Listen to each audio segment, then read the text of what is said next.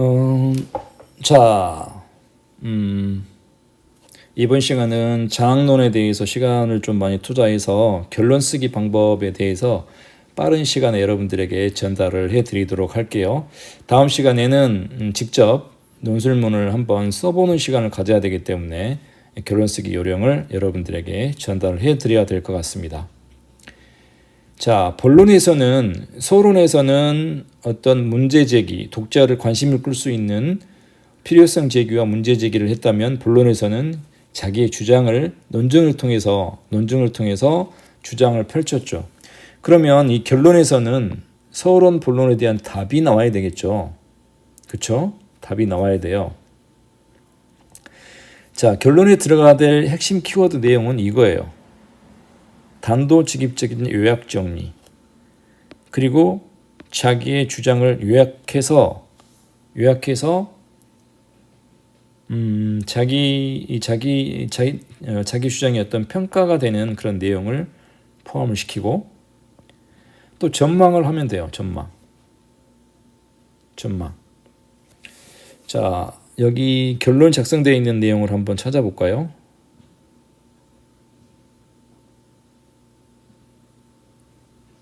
다양한 방법들이 있는데, 자, 여기 나와 있네요. 자, 방금 얘기했던 요약, 그 다음에 자기의 주장 얘기하고 전망하면 된다고 그랬어요. 결론은 이 세 가지가 전부예요. 결론. 지금 얘기 제가 하고 있는 건 거의 곁가지들이라고 생각하면 돼요. 본론에 대한 내용을 요약하고,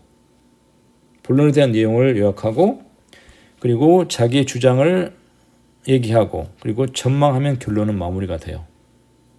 자, 환경 문제에 대한 주제에 대한 결론을 한번 쭉 읽어볼게요.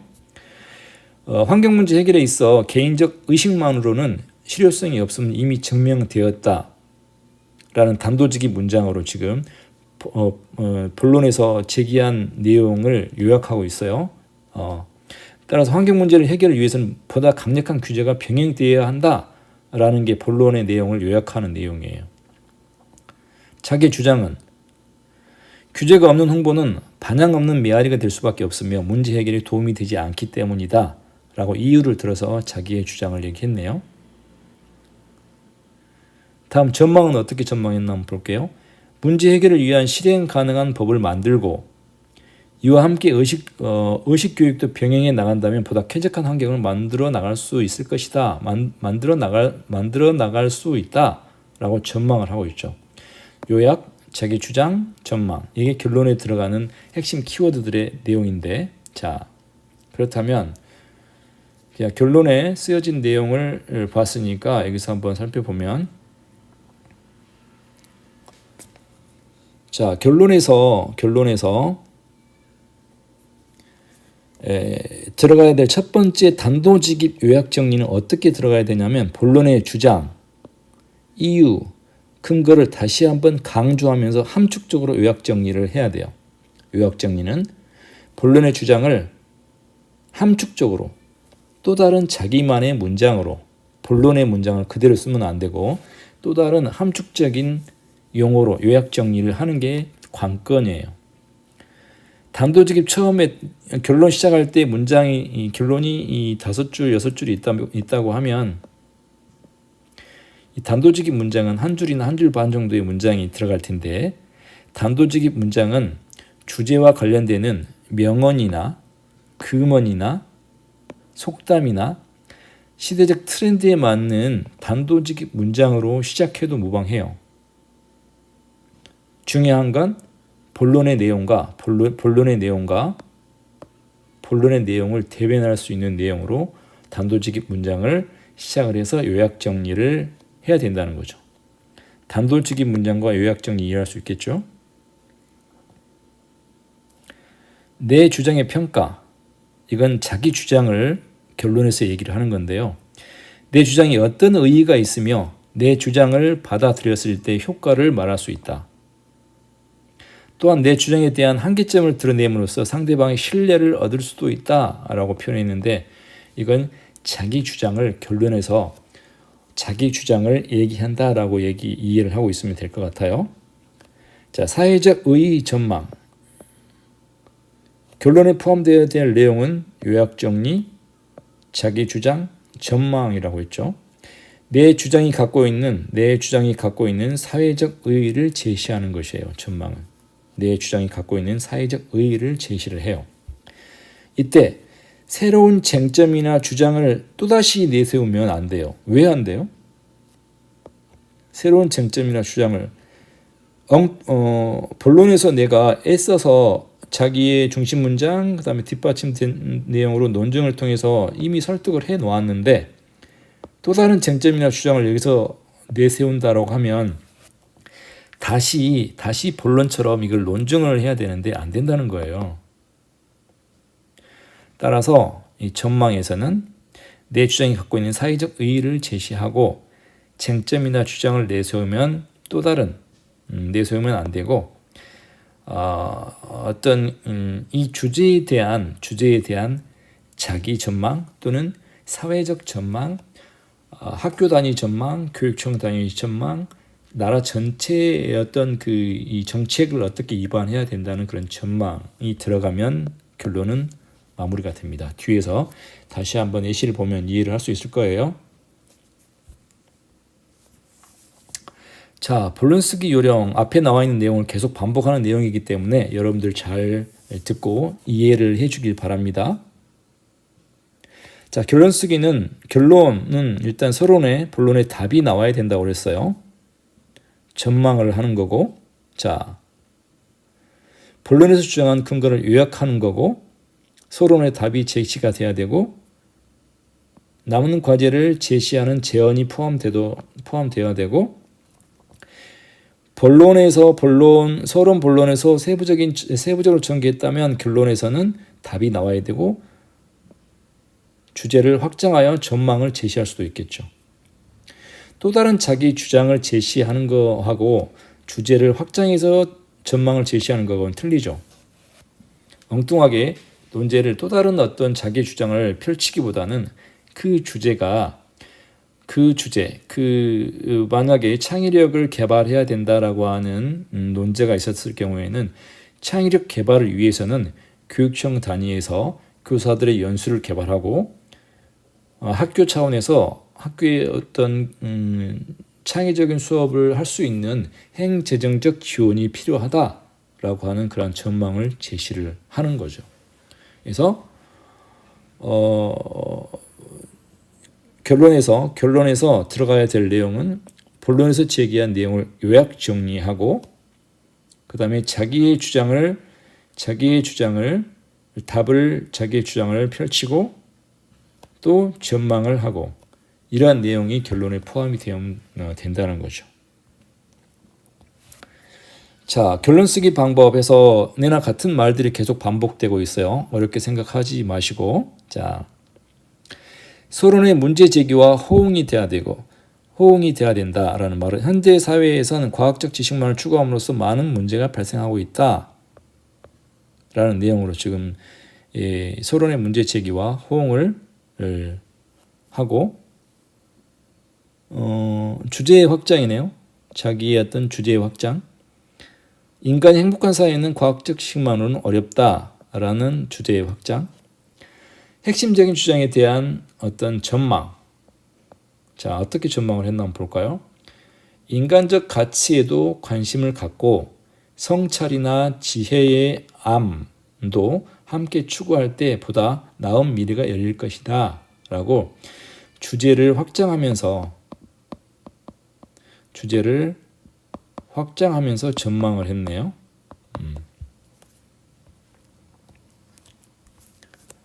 자, 다음은 또 한번 볼까요?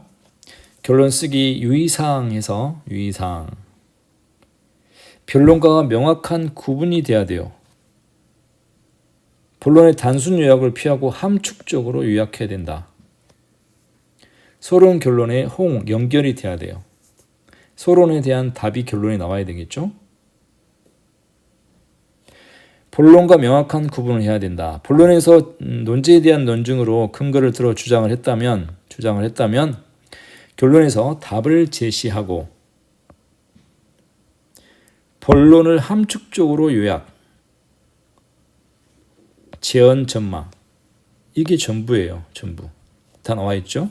자, 요약하고 전망하고 자기의 주장을 들어서 답을 제시하고 이것을 이해할 수 있으면 결론에 쉽게 여러분들이 결론을 작성할 수 있다는 거죠. 자, 여기서 자기 주장 펼치고 요약하고 자기 주장 펼치고 전망을 했을 때 그렇다면 요약은 어떻게 해야 되나? 단순히 본론의 주장들을 단순 요약하지 말고 또 다른 말로 함축적인 말로 포함해서 세련되게 본론에 자기의 주장을 요약을 해서 결론에 제시를 해야 된다는 거예요. 함축적으로 요약을 해야 된다. 이런 것들을 이해하기 위해서는 여러분들이 이 사설이라든가 논술문, 좋은 논술문을 많이 읽어봄으로써 여러분들이 쉽게 논술문을 쓸 수 있겠죠. 자, 서론 결론의 호응에서 소론에서 본인이 소론에서 문제 제기를 했겠죠. 문제 제기를 했어요. 문제 제기하고 필요성 제기도 했어요. 또 본론에서 주장을 했겠죠. 그러면 결론에서는 이와 같은 내용이 연관되는 내용이 결론에 나와야 되지. 본인이 좋은 문구라고 엉뚱한 격언 어떤 그 내용을 좋은 아름다운 문장을 포함시킨다고 좋은 논술이 안 된다는 거죠. 서론 본론에 주장한 내용을 자기가 함축적인 세련된 말로 포함시켜서 요약을 하고 그리고 자기의 주장을 간단하게 제시하고 전망을 하면 결론이 마무리가 돼요. 이런 형태로 결론을 쓰면 될 것 같아요. 계속해서 반복되는 내용입니다. 본론 내용 정리. 본론에서 주장한 내용을 함축적이면서 이렇게 제시를 하라.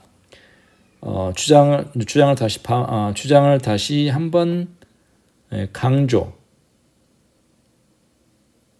무슨 말이냐면 주장을 본인이 본론에서 주장했다고 하면 소론에서 제기한 문제에 대해서 답을 제시해야 되겠죠. 답을 제시해야 되기 때문에 논술 평가자, 즉 채점하는 사람들에게 소론에서 문제점과 필요성을 언급했으니까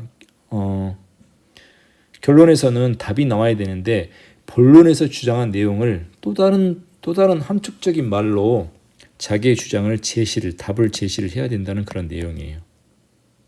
다 전망은 따라서 국가는 평등한 복지, 보편적 교육 복지를 실현해야 한다라고 국가 차원에서 이 제시를 하고 있는 거죠. 전망. 사회적 의의를 읽은 사람에게 당부하고 싶은 말이라는 것들을 전망을 한다는 거예요. 지금은 여러분들 머릿속에 이해가 되지 않겠지만 뒤에 있는 결론문이나 여러분들이 이 다음 시간에 한번 작성해 보면 쉽게 이해를 할 수 있을 것 같아요. 자, 결론에 반드시 포함해야 될 내용 이렇게 제가 요약을 해 놨는데 결론에 반드시 포함돼야 될 내용 어떤 내용이 있었어요? 본론의 요약, 자기 주장, 전망이었죠. 본론의 요약, 그 다음에 자기 주장, 전망 이 것들은 반드시 포함돼야 돼요.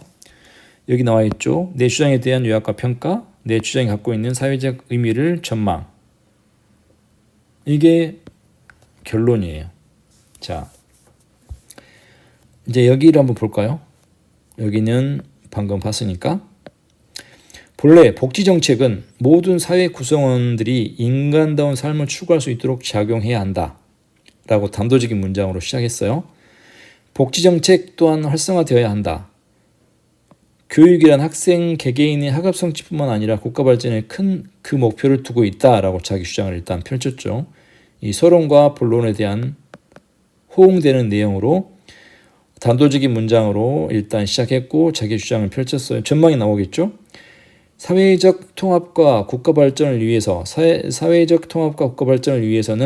평등과 협력의 정신이 밑거름이 되어야 한다. 여기까지 자기 주장이 될 수 있겠네요.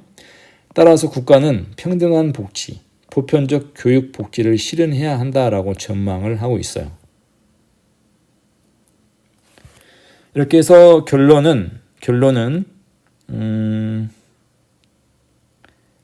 소론이 만약에 천장의 논술이라고 하면 A4 용지 소론이 5줄, 본론이 20줄, 결론이 5줄 정도 되는 분량이다라는 내용이에요. 이 내용은 그렇게 중요하지 않고 결론에서 중요한 건 요약 정리하기. 그 다음에 자기의 주장 얘기하기, 사회적 전망하기예요. 자, 이 세 개 중에 하나만 선생님이 읽어보고 나머지는 여러분들이 한번 읽어보길 바라요.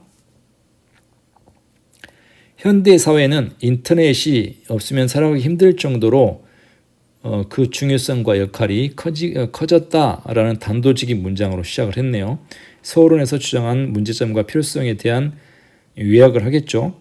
따라서 인터넷 중독을 염려하여 청소년을 무조건 인터넷으로부터 격리시키는 것보다는 인터넷을 올바로 활용할 수 있도록 지도하는 일도 필요하다. 라고 이제 자기의 주장을 펼쳤죠. 본론의 내용을 함축적으로 요약하면서 자기의 주장을 펼쳤어요. 다음 전망이 나오겠죠. 인터넷 사용에 대한 올바른 교육이 이루어진다면 어느 나라도 정보 강국으로 대한민국의 미래는 밝을 것이다 라고 전망을 하고 있어요.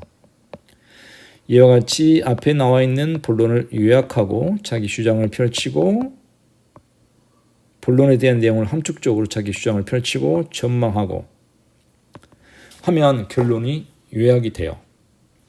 자, 이와 같이 이 짧은 시간이지만 결론 작성에 대해서 한번 살펴봤는데 자세한 내용은 다음 시간에 계속해서 예제를 들면서 선생님이 설명할 테니까 이해하지 못했더라도 여러분들이 이렇게 서론, 본론, 결론은 작성이 이러한 요소로 작성이 되는구나 라고만 이해를 해두면 될 것 같습니다.